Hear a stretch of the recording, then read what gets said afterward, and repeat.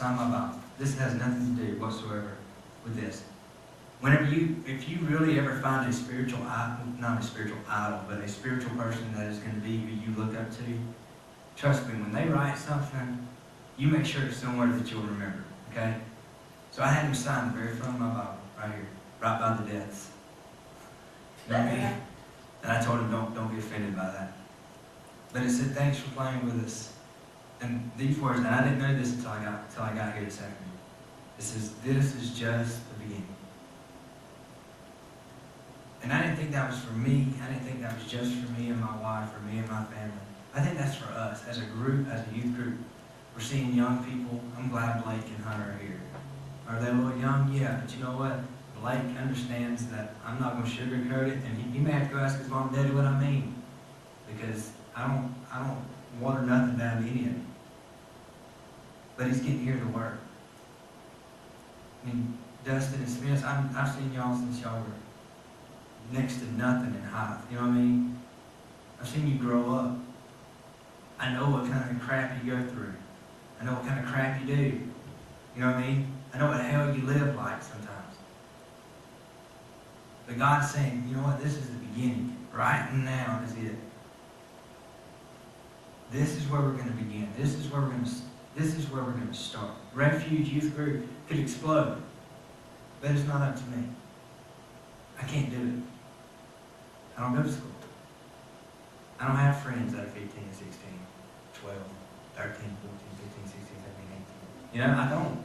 You want to know why? I'm grown. I had a woman, I was standing at Ricardo's table talking to his merchandise guy. I said, because we were trying to get all this stuff together, and she walked up and asked him who I was, because I was standing back there like I belonged, you know what I mean? Like I was supposed to be somebody.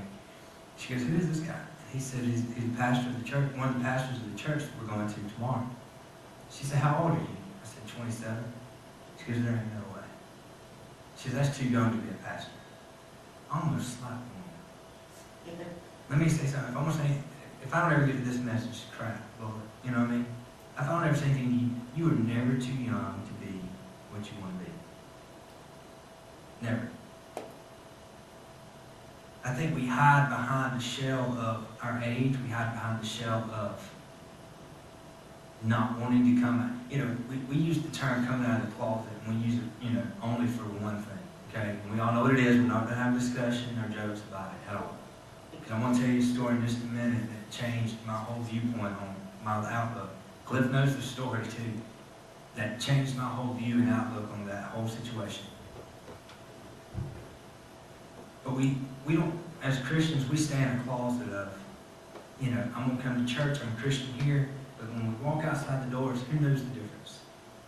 Nobody. Because you know what? Ricardo said it Sunday. We don't know who we are anymore. We don't. I mean, you know your name. I hope you know your name. Your mom was probably wrote it on the inside of your underwear. Like I know your mom did. You know what I mean? Some of us had to turn around and go, what's my name? You know what I mean? We're looking in our underwear trying to find our name, to find out who we are. But who are you, really? I mean, really, in your life, who are you? What do you want to be? You're never too young to know that. It's up to you.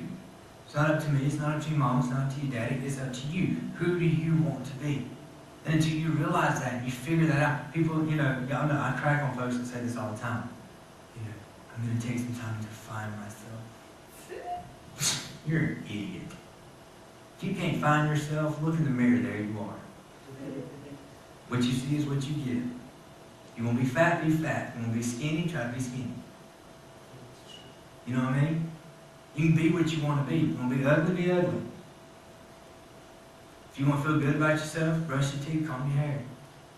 Do something about it. I mean, crap. I'll be honest with you, I cannot stand people. I never had money in my life. Candace can vouch for this. I've never had money in my family. Never. Ever. I mean, we weren't broke. I mean, we had food, we had stuff. But if we wanted it, we earned it. My mother always instilled in me, though, do not be a slob. There's no sense in people being slobs. None. Your room looking like a pigsty, there's no sense in it. Now, Candace would walk in this room and start screaming at me because I do it all the time. You know, I'm okay with leaving the pile of clothes right there. You know what I'm saying? I'm good with that. Just for day two. I mean, want to wear them jeans again. You know what I mean? When they start standing, I will wear jeans. I mean, I'm probably does it too. You know what I'm saying? You ain't gonna get dirty. You know, you don't get sweaty, greasy, dirty in them. You know what I'm saying?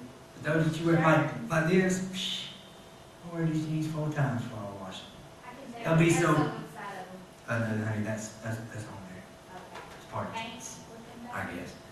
No, you can stand these things up in the corner. They're so baggy, your butt don't even exist anymore. You know what I'm talking about? When your pants stretch out. Guys know what I'm talking about. Girls, they got to dry them so they hug the butt. You know what I'm saying?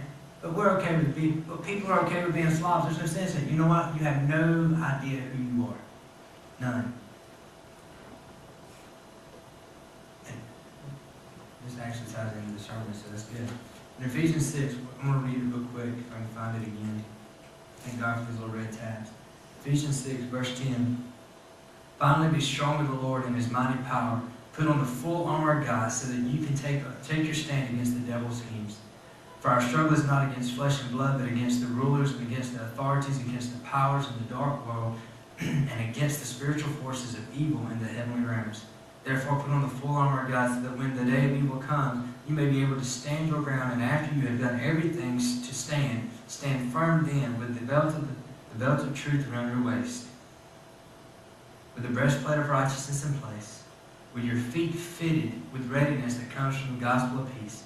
In addition to all this, take up the shield of faith, with which you can extinguish all flaming arrows of the evil one. Take the helmet of salvation and the sword of the Spirit, which is the word of God, and pray in the Spirit on all occasions with all kinds of prayers and requests. With this in mind, be alert, always keep on praying for all the saints.